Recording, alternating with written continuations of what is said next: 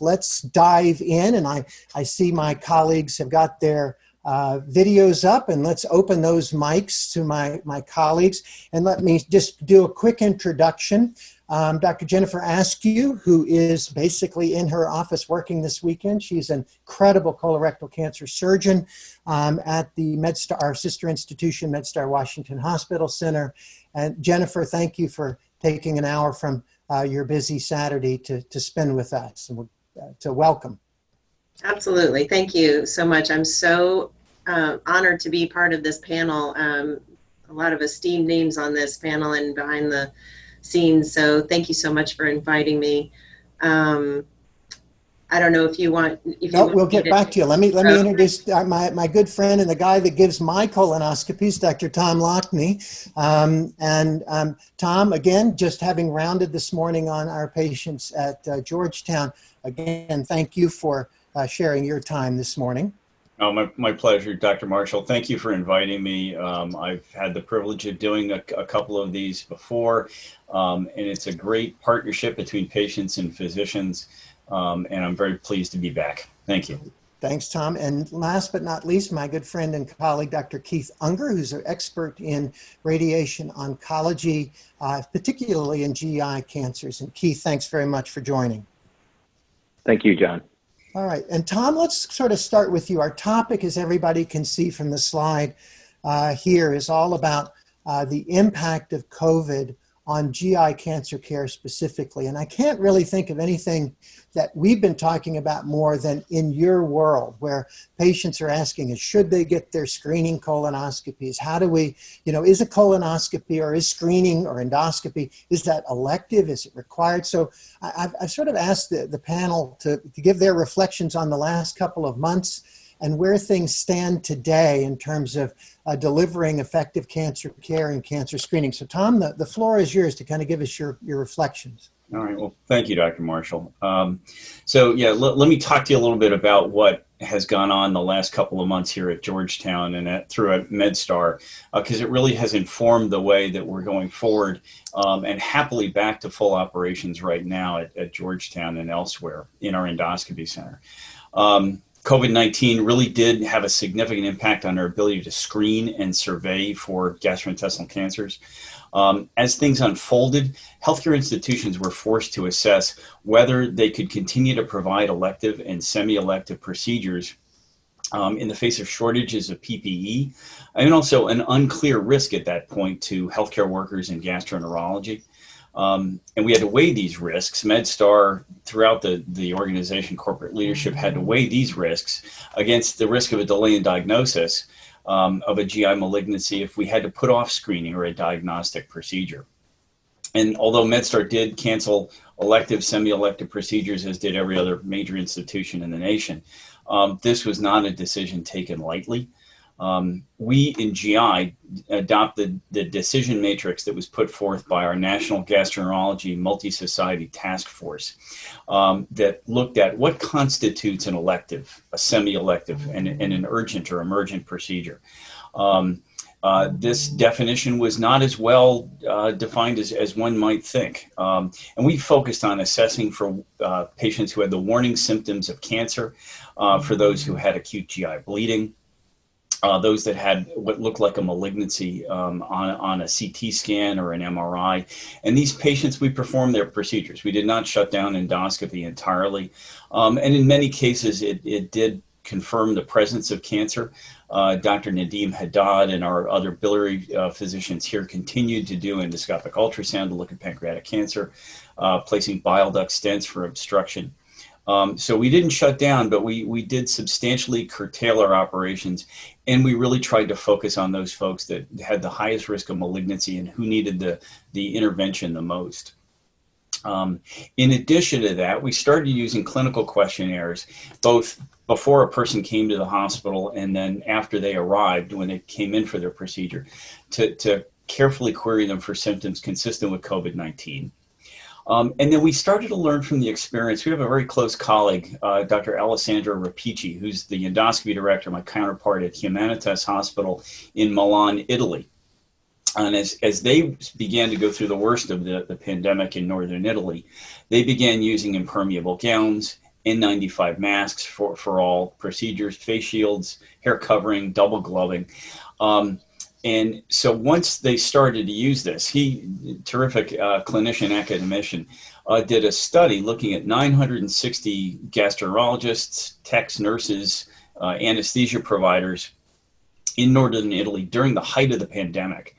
And what they found in 18 different hospitals, about 960 providers, only about 4% of those folks actually acquired COVID-19, which we were very relieved to see.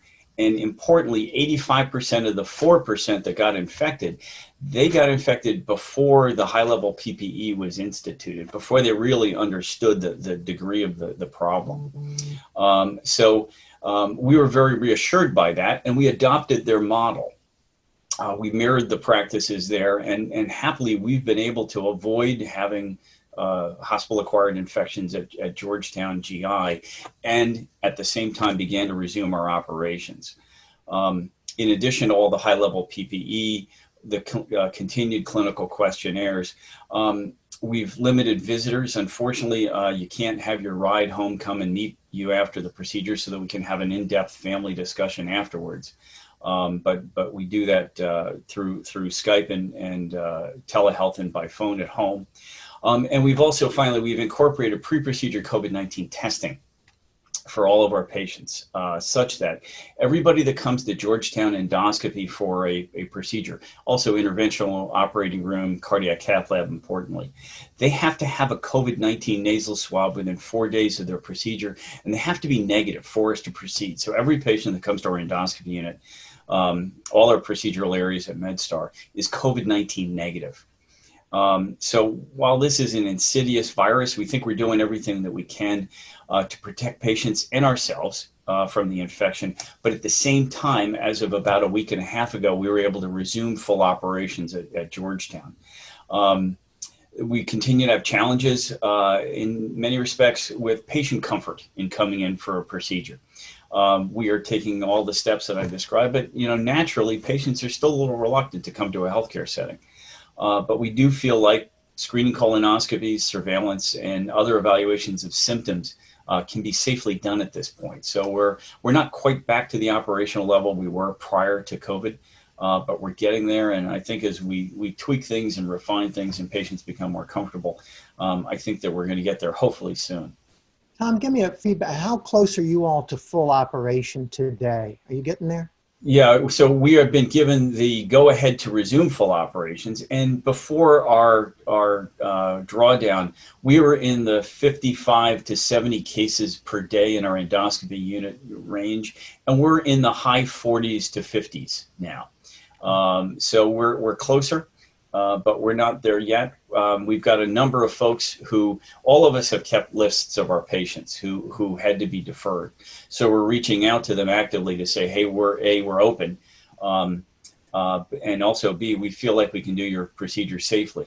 But I think that there's physician and corporate decisions that are being made, but also importantly, patients' decisions to say, when do they feel comfortable coming in? We are strongly urging those people that have warning symptoms, blood in the stool, weight loss, inability to swallow, nausea, vomiting, to please come on in and let us evaluate you, because we do think we can do so safely. Yeah. But this is a process. Yeah. Well, thanks very much. That's really, really insightful. And I like your point. Hospitals are pretty safe right now, maybe safer than the local giant grocery store. Yep. But importantly, if I could add, particularly locally, we have seen, unfortunately, throughout the rest of the nation, a substantial rise in cases, and now we're starting to see a rise in mortality. Happily, locally, particularly in the MedStar system, we're doing well. Our numbers are as low as they've been since the beginning of the pandemic. So we are not letting our guard down, but we are optimistic that we can continue to provide care now where we were back in January.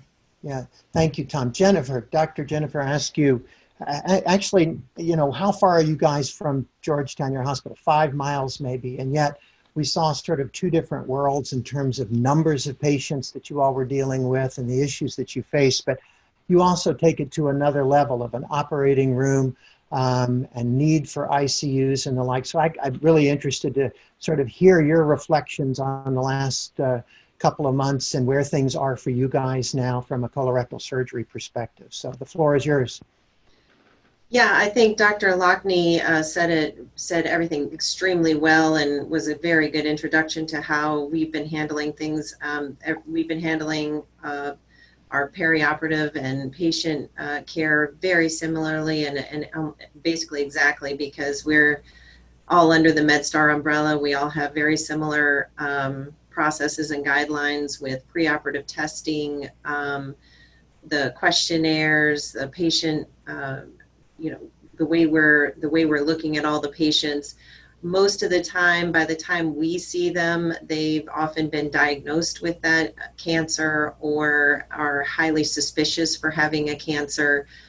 We do some colonoscopies, but most of ours are more past the point of when they've seen Dr. Lockni. So we have very early in the COVID era, we saw a significant increase in the number of patients in our hospital, up to the point where we had a quarter of our hospital was filled with COVID positive patients. And that was a significant driver on how we could handle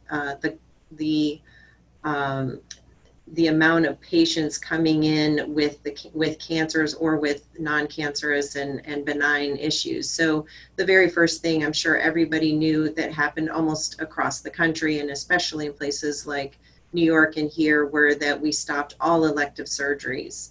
But elective can mean many different things, and elective surgery doesn't mean that it's an emergency necessarily. So if it's an emergency surgery, anything was able to happen, anything. It didn't matter what it was. And a lot of that did include, unfortunately, cancers where people were afraid to come in with their symptoms, and they came in very late in their course, and we had to do surgeries emergently. But elective cancer surgery is not necessarily the same as an elective other type of surgery. So just because they're not symptomatic doesn't mean that we don't find it extremely important and extremely necessary to perform their surgery. Now, the good thing about colorectal cancer is that it's often relatively slow growing. It's not something that grows and spreads overnight. So it's not one of those things where we have to get somebody in the next day. So we do have the ability to do testing and prepare the patient and make sure that we're prepared and that they're prepared. And we set up very early with the MedStar Georgetown Cancer Institute a clinical practice guidelines surgical committee, which was amazing and included all different types of surgical specialists and other specialists as well, who would go over how are we handling patients as they're coming in. How are we handling the patient who is asymptomatic but has COVID-19 tested positive? How are we handling the patients who are symptomatic and COVID positive? And we developed guidelines very early on how to handle all of those patients. And we used task force and guidelines from all different sources, from the American College of Surgeons, the American Society of Colorectal Surgery, gastroenterology, all different kinds of places, and develop guidelines on how to manage those patients. And, we looked at studies that had been done.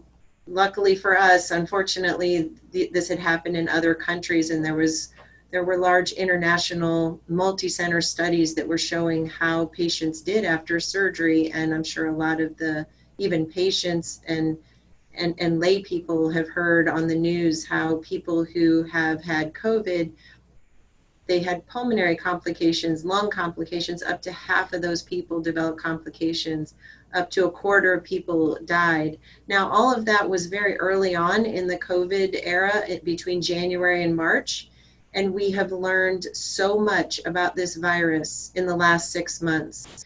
And if you, as Dr. Lockni mentioned, even though in some places death rates can be quite high, we have also learned how to manage those patients in the hospital, pre-hospital, how to keep people from developing complications. When they develop complications, what kind of medications work, what doesn't work, what kind of ways of treating their lung complications, what helps and what doesn't help. And so many of those people who were not doing well initially and were dying are not dying now. So I think we're doing a much better job of handling all of those patients. And in general, we're doing a much better job of just understanding how to prevent getting the virus, both from a medical, from our standpoint, what kinds of personal protective equipment that we need to use, what we need to have the patients using, and how to keep everyone safe and keep it. Unfortunately, as you said, the patients' families are not allowed to be here, and that has been extremely difficult for the families and for patients, but they have done really well with it. And I think that it's made them feel safer and feel less worried about getting the virus. And we as clinicians have taken over as being the liaison. And I know many of us are calling patients on a daily basis, calling families, on a daily basis and helping them understand what's going on with their family members. And it's been really well received. We've got iPads and certain types of devices that we can use to do Skype and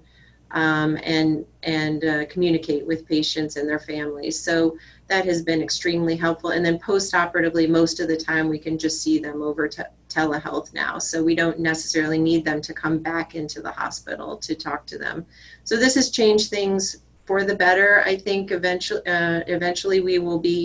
that medicine will look very different, and we're all managing it very well, and patients are doing really well. So I think the colorectal cancer and most of the cancers are all being taken care of. And we really want to encourage people, as Dr. Lockni said, to come in when they feel that there's any kind of symptom or anything that they're worried about, because the one thing that they've just mentioned recently in DC is that actually the number of people getting sick from non-COVID related issues has gone up significantly because people are afraid to come in, and we don't want fear to break them down. And I completely agree with, I think you're less likely to get this virus now in this day and age here than you are at the local grocery store. So at least that's how I feel. Jennifer, Dr. Ayscue, that's terrific summary. And one of the things that really struck me from your comments was our working together.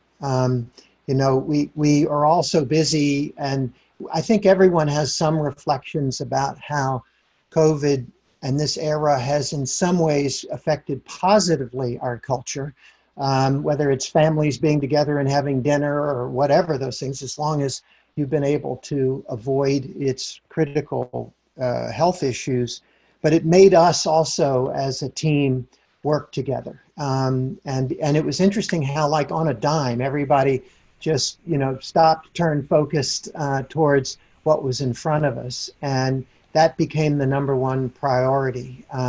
We did. I mean, we all know each other, but it was this that really, really pushed us to say, okay, we need a best practice across this entire city. And it was great working together. So I love that comment that you made about that. Yeah, and I think, I've seen your face and Dr. Lockni and everybody more often now than I did before COVID. And I think that's a great thing. I've seen people who I work in arm in arm with in Baltimore and all over MedStar and all over the country because of this, and all over the world for that matter. So that has brought all of us a lot closer together. I agree. Well, and one thing that you think about is that we all have tumor boards, and I think our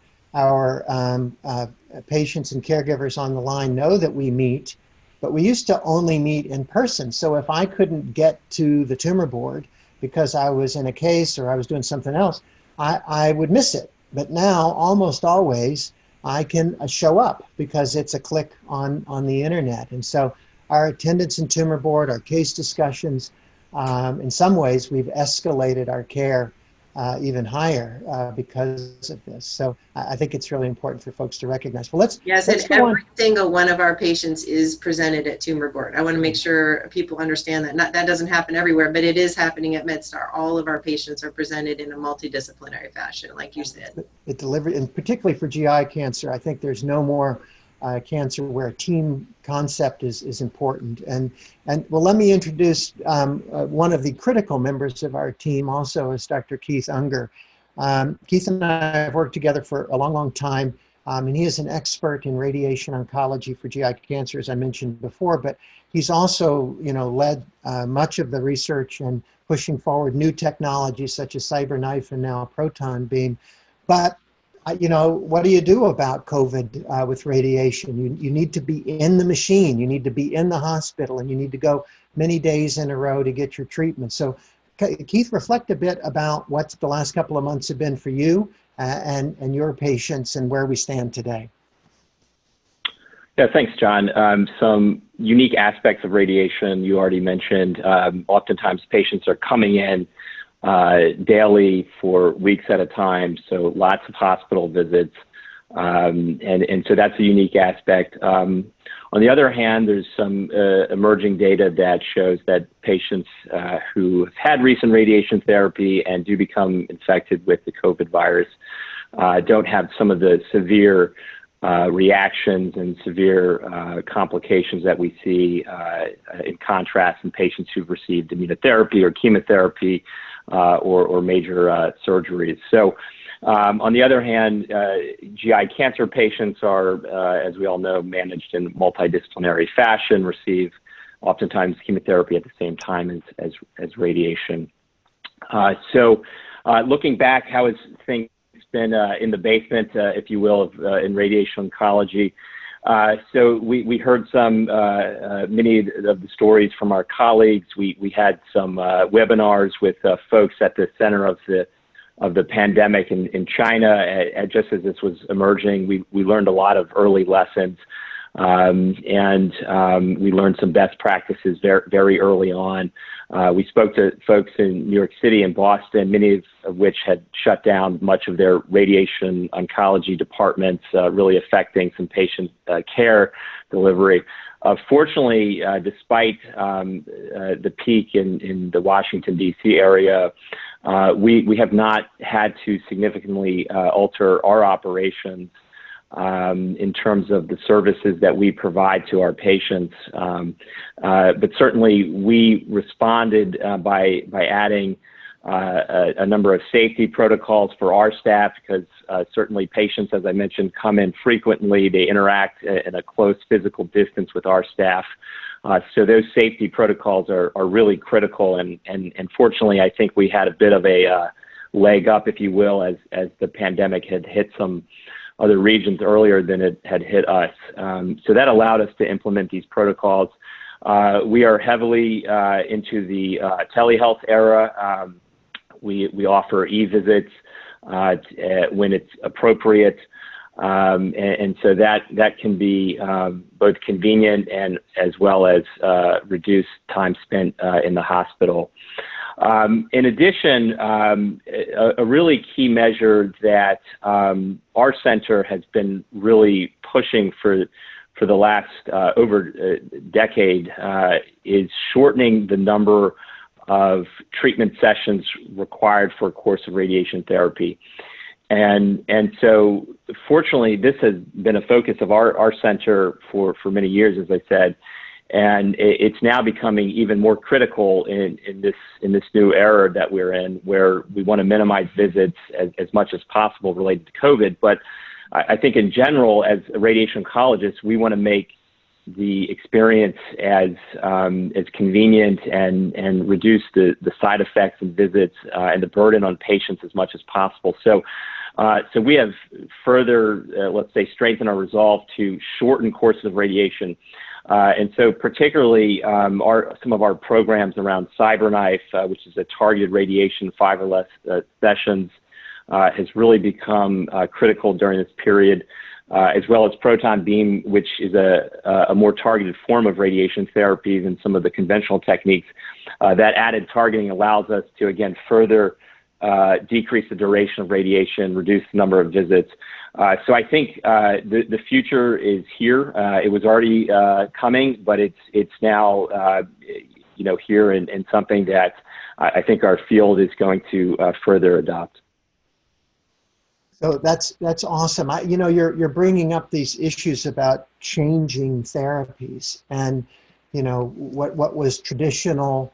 We're going other traditional routes, and I think it's important for our audience to know that some of these were debated issues, right? Do we give, so for example, for rectal cancer, do we give 5 weeks, 6 weeks of radiation, or do we give 5 days? And there's even data out there comparing those. And we have our own beliefs about when to use one versus the other, but it's not as if we're just making this up as we go, right? I mean, we're using, we're speeding the process of change, but using data that's out there. Is that a fair assessment of how we're making these decisions? Yeah, that's a great point. And so, certainly we don't just want to try things and without rigorous scientific review. And so within all these new changes, it really raises the importance of doing clinical research. So certainly I want to highlight the Root Center's support for our research efforts, having supported many of these protocols, which are looking at short course radiation and some unique trials that we have at our center. But I certainly agree with you, John, that we have to, as we are going into this new era, we have to bring the science and the rigorous investigation along with it. And so we can offer these options to our patients, but be able to tell them that something is either equally as effective or more effective or less toxic or equal side effect profile.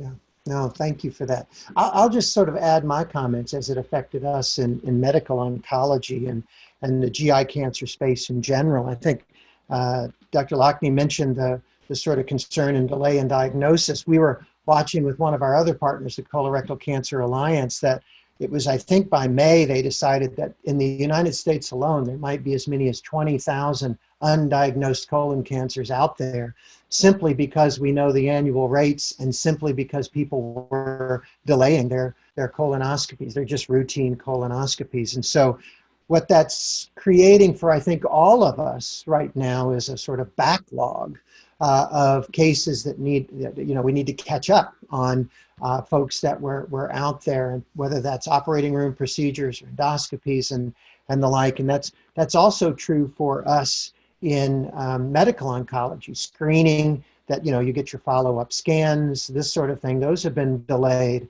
So we are seeing a little bit of a mouse through the snake, if you would, right now, with an increased volume coming through all of our hospitals now that we've opened them back up a bit.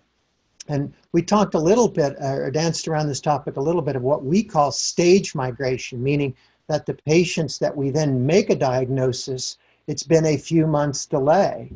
Just in this past week, I've seen a couple of patients who actually knew something was up back in January, but decided that they weren't sure how bad it was, this sort of thing, and so didn't get tested until June. And we're pretty sure that things had gotten worse in those intervals. So we are having, I think those are going to be real phenomenon. But just as Dr. Unger, Keith suggested, is that we in medical oncology also had to modify our treatments. We switched a lot of IV therapies to oral because we had equal replacements for many of those medicines, and so began to use that.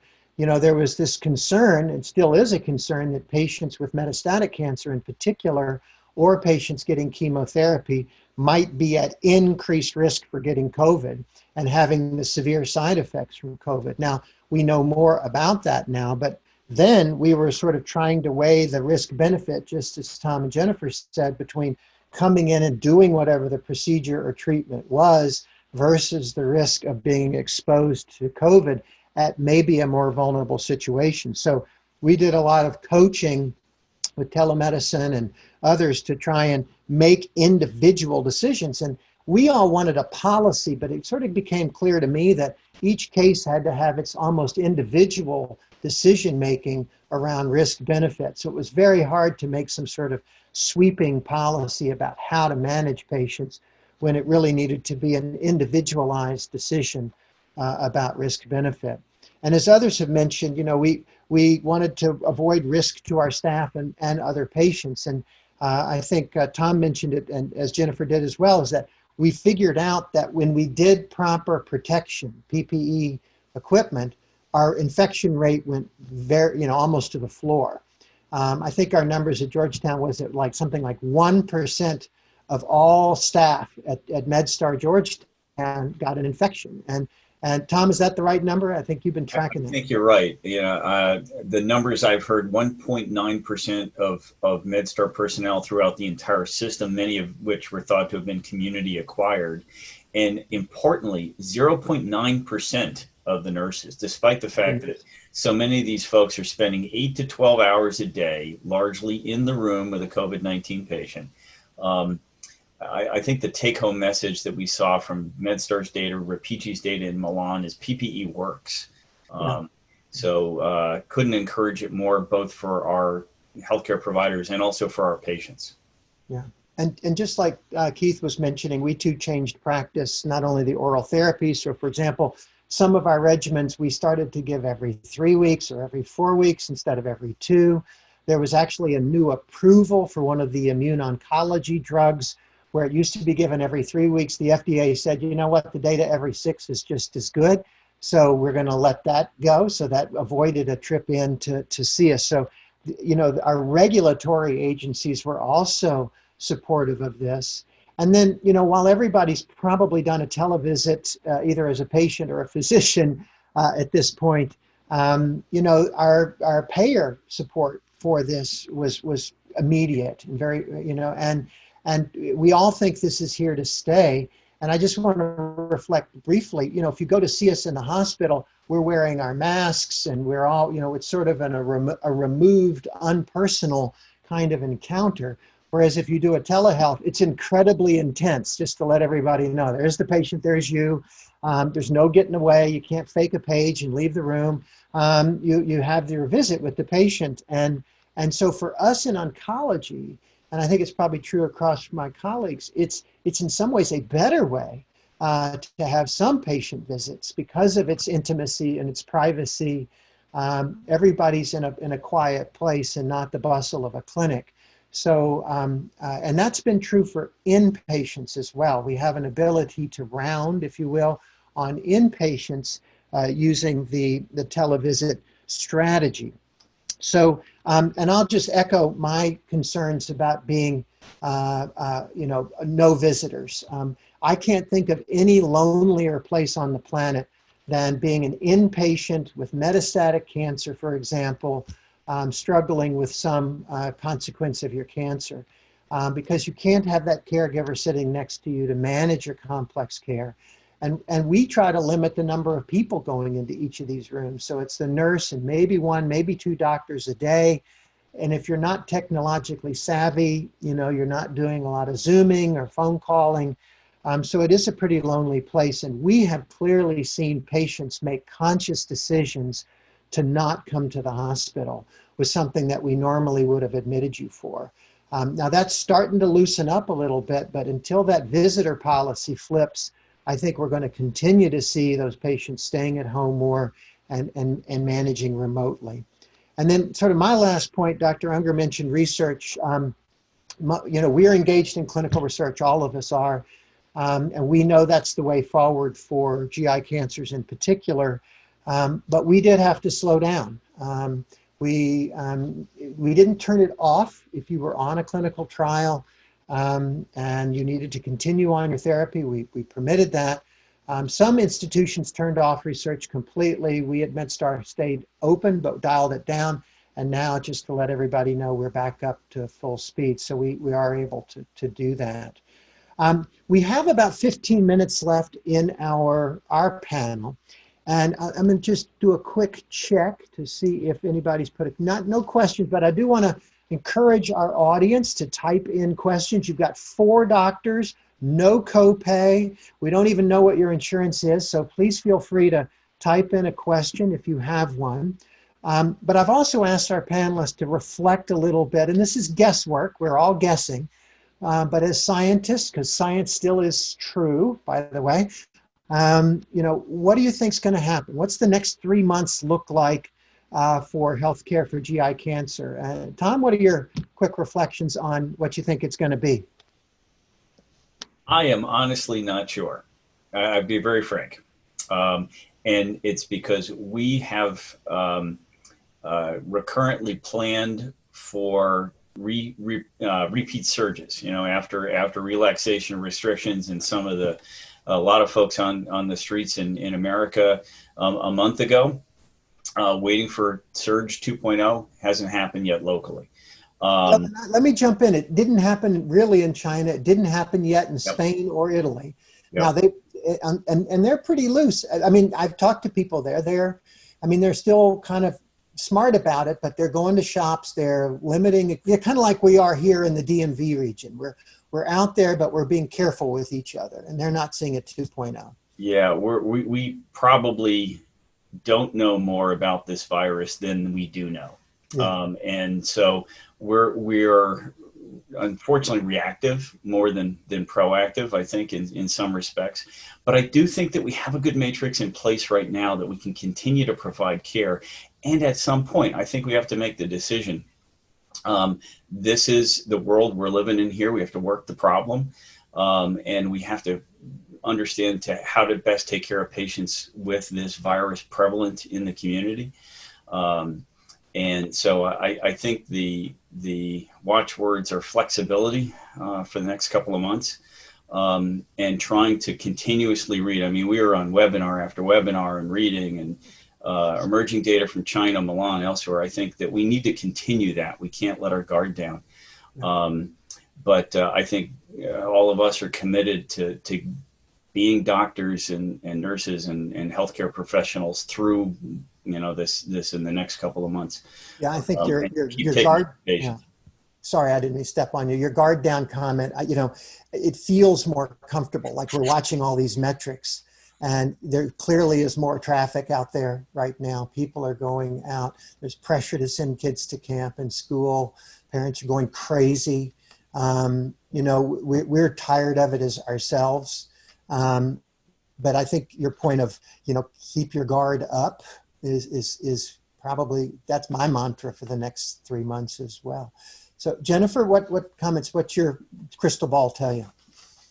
So, I think there's probably going to be waves here and there around the world is my guess. It could end up being like a flu type thing. It may not be as bad as it is right now in Florida or Texas, but I think we probably will have waves where we have to be prepared for a higher than normal patient population within the hospital that will limit our resources. So for us, that means if we have a lot of COVID positive patients, then we don't have as many beds for our operative patients. And the ICUs, and we have developed something of a score system where we look at how likely is a patient, if they develop the virus, to get sick, and how likely are they to end up needing a lot of resources. And we have a lot of ways of looking at different patients and trying to figure out whether we have the resources for them to be in the hospital or not. And I think we're going to need to use those for many, probably years to come, unfortunately. But we're at a good place right now. I'm trying to do as much as I can just in case we do have another surge, because I don't want to kind of keep putting those people off that have already been put off for 2 or 3 or 4, now 5 months, and then find out that we're having a surge and now I have to put them off again, and that just isn't right. So I would definitely echo what Dr. Lockni said, but also some of those things. I really think this is probably going to be with us for a very long time at some level. I think your point about getting people in now is some advice I gave like in early March to our team, is we don't know when we'll be able to get them in again. And so I think your point is very well taken. And a lot of our docs who are using televisits for follow-ups, this sort of thing, who still want to, do a physical exam and eyeball patients more directly, we're encouraging folks to get people in as well. So Keith, what's your crystal ball saying? We do have a few questions I'll get to after your comment. Yeah, I'll just make a brief comment. It's sort of more looking past the next 3 months, but just kind of into the future. As doctors, we spend a lot of time thinking and talking about how our protocols change and how we respond to this this pandemic. But I think we also have to understand the barriers that the patients experience, and how do we get patients to see Dr. Lockni who are staying away? How do we get cancer patients who may sit at home and having pain because they don't feel comfortable or they don't have technology to do a telehealth visit? And so I think there's a lot more barriers for certain populations of patients, maybe not everybody. And so we have to learn, and I think very quickly, because we've seen a lot of data that we think the death rates from certain cancers that may be curable or patients or may not be getting the care that they need. So I think we have to really understand what's going on with our patients. We've done a really good job, I think, in working on our own safety protocols and how do we do our jobs, but what about the patients? I think that's something we have to understand. Yeah, it's a great segue, because one of my notes is that what's the emotional impact? I mean, when you have cancer, as a patient, usually you sort of rally the village to help you with that. And, you get advice from other people in the neighborhood or other doctors or other friends. And right now you're not exposed to those people. In fact, you're trying to minimize that. And so it's a more lonely fight. And Hope Connections, for example, its entire mantra is to be that community for those patients in many ways. And I know they're delivering online services and the like, but I do think we are missing a key element, not just when they're in the hospital, but even at home and elsewhere, about that the importance of the community for the patient and the caregivers. One of the questions is, in fact, what's the risk to a cancer patient who's about to start chemo or do any sort of cancer care? And I'm interested in your all's perspective, but I wanted to give a shout out to a study that we did at Georgetown, I think, Keith, you might be a member of the study, Tom, you might be, where 1,000 of us gave blood at the beginning, and then we also got a bunch of patients to get blood, cancer patients, to see if you have antibodies. And I got my test back. I don't have antibodies, even though I was sure I had COVID early in January. But my antibodies were negative. And the whole point is to try and see who got exposed over this window and now has positive antibodies. So it was taken at the beginning, and we'll do another follow-up, I think, in another month or so, to see so we'll learn. We will have more data about exposure to that. But from my perspective on cancer patients, it is the number one question I'm getting asked in clinic is, am I at more risk from chemotherapy? Am I at more risk because I have cancer than somebody else? And, we've got mixed data around leukemia patients, yeah, probably bone marrow transplant patients, some lung cancer patients we feel are at higher risk, some patients on immunotherapy, we think they may be at higher risk, not necessarily of getting it, but of having severe consequences. But there's also on the counter of that, where some patients on basic chemotherapy had a lower risk that may be dampening your immune system a little bit, might in a backward sort of way keep you from having the severe lung toxicities that we see from COVID infection. So I'm still encouraging my patients to, I think, keep their guard up, as Tom said, but also not think that they have to be in a pristine bubble. Any of you guys have different advice that you're sharing with patients about this? In not so much the cancer community, but the inflammatory bowel disease community, we were initially concerned that patients receiving biologics like Remicade, Humira, vedolizumab would be at higher risk because of the immune suppression associated with those agents. And in fact, it appears, although you may be at some increased risk of getting the infection, actually having a bad outcome from the infection may be less, because you may be less predisposed to the cytokine storm that takes the life of some of these people. Ustekinumab actually has been used investigationally in patients with severe COVID. So specifically in our IBD community, we've actually had some reassuring information that's come to us. Jennifer, what's the post-op? I mean, if somebody's coming in, they're going to have an abdominal operation. What's the going out of the hospital advice? Well, I mean, I think we haven't had any specific advice. Obviously, we want them to avoid the chance of getting COVID-19. I think in that study I mentioned, about a quarter of those patients were actually diagnosed with COVID-19 after their surgeries, whether they had it before and then just were diagnosed after. It's hard to know.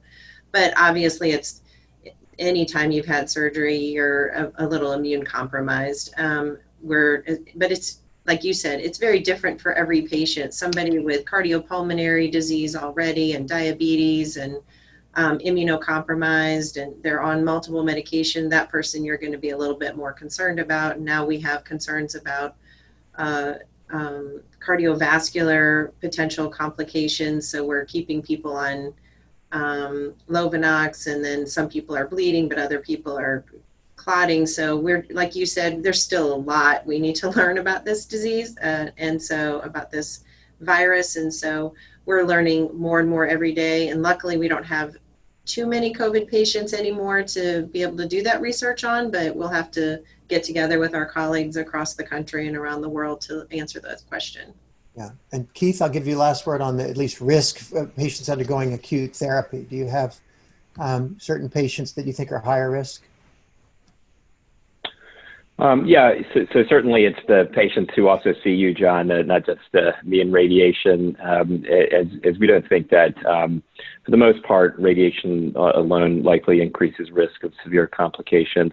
But the one thing when my patients ask me, what can they do and how to mitigate some of the risk, it's oftentimes not the patient themselves or even the person in the office with you or their caregiver with them, but it's someone else in the household. So we always know that folks that share the household are together are sort of a unit and higher risk. So I often advise them to be very mindful of who's coming in the house as well.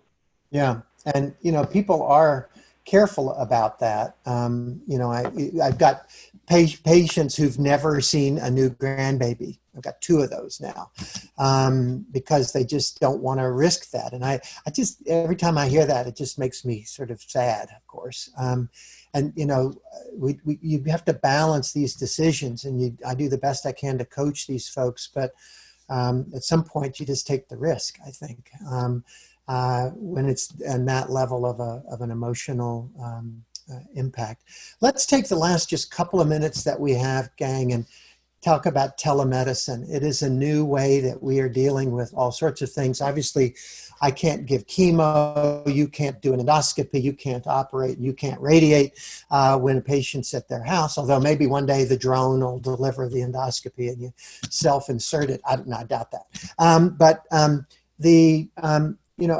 A couple of questions are, how do you optimize telemedicine visits? And Keith, let me go to you first to give you the first word on that, and then work our way back on your advice to patients to optimize televisits.